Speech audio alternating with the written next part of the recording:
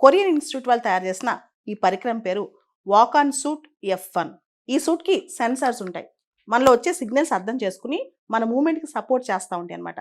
ఒక్క సెకండ్లో దాదాపు 1000 సిగ్నల్స్ వరకు ఇవి క్యాచ్ చేయగలవు. సో దీనివల్ల లాభం ఏంటంటే ఈ సెన్సర్స్ వల్ల చాలా ఫాస్ట్గా ఒక నార్మల్ హ్యూమన్ బీయింగ్ ఎంత ఫాస్ట్గా అయితే పనిచేయగలరో అంతే ఫాస్ట్గా ఈ ఎక్విప్మెంట్తో పారాప్లెజియాతో సఫర్ అయ్యే వాళ్ళు కూడా పనిచేసుకోగలరు. ఈ walk on suit F1 speed దాదాపు 3.2 km/h అంట. ఇప్పుడు ఇంకా స్పీడ్ పెరిగే అవకాశం కూడా భవిష్యత్తులో ఉంటుంది. ఈ వాక్ ఆన్ సూట్ F1 ఏదైతే ఈ పరికరం ఉందో ఈ వాక్ ఆన్ సూట్కి ముందు ఒక లెన్స్ ఏర్పరుస్తారనమాట. ఈ లెన్స్ అనేవి ఐస్ లాగా వర్క్ అవుతుంటాయి. ఇది మనం ఒక మెట్లు ఎక్కుతున్నామా లేదా ఒక లోయలోకి వెళ్తున్నామా మనం వెళ్ళొచ్చా లేదా జడ్జ్ చేస్తూ ఉంటుంది అనమాట.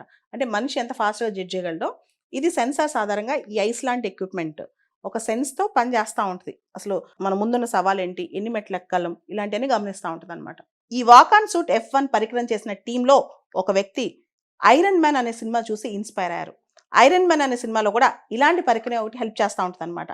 దాంతోపాటు ఈ సూట్ తయారీలో ఉన్న టీంలో ఒక వ్యక్తికి యాక్సిడెంట్ అయింది యాక్చువల్లీ. ఆ వ్యక్తికి ఇలాంటి ట్రైల్ వేసి ఇలాంటి సూట్ వేసి ఆ ట్రై చేసిన తర్వాత అది సక్సెస్ అయిన తర్వాత ఈ పారాప్లెజిక్ ఎవరైతే పేషెంట్స్ ఉంటారో వాళ్ళకి ఇది వాడొచ్చు అని చెప్పేసి ఒక ఆశ అనమాట.